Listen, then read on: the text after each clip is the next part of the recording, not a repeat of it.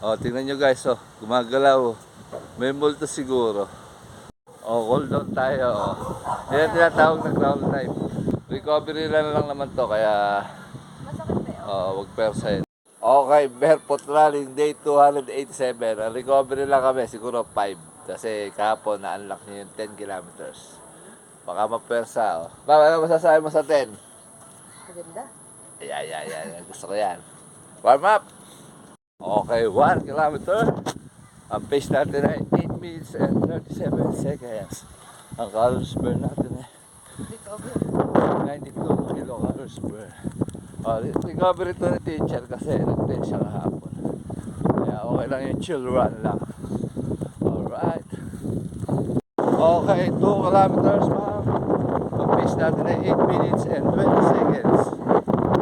Ang calories burn natin ay 180 kilocalories burn.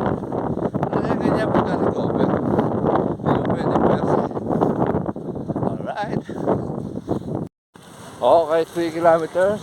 Ma'am, recovery run. Ang pace natin ay 8 minutes and 22 seconds. Ang calories burn natin ay 252 kilocalories burn.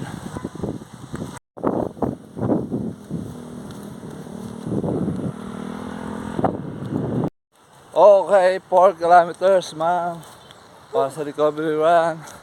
Ang pace natin ay 8 minutes and 25 seconds. Ang calories burn natin ay 355 kilocalories burn. Alright. Tingnan nyo guys, gumagalaw. May multo siguro. Ayun gumagalaw. Ayun may multo nga. Okay, 4 kilometers done. 4 lang tayo ngayon at recovery lang ni ma'am. Baka naman mapersa, masyado siyang malakas. Masakit sa Masyado siyang malakas sa mundong ibabaw. Ang pace natin ay 8 minutes and 25 seconds. Ang calories burn natin ay 355 kilocalories burn. 65 ba? Hindi ko natanda. Ang oras natin ngayon is 35 minutes. Recovery lang naman to, kaya Masakit ba yun? wag persahin. Masakit daw yung Kaliwa. kaliwang paa. Alright.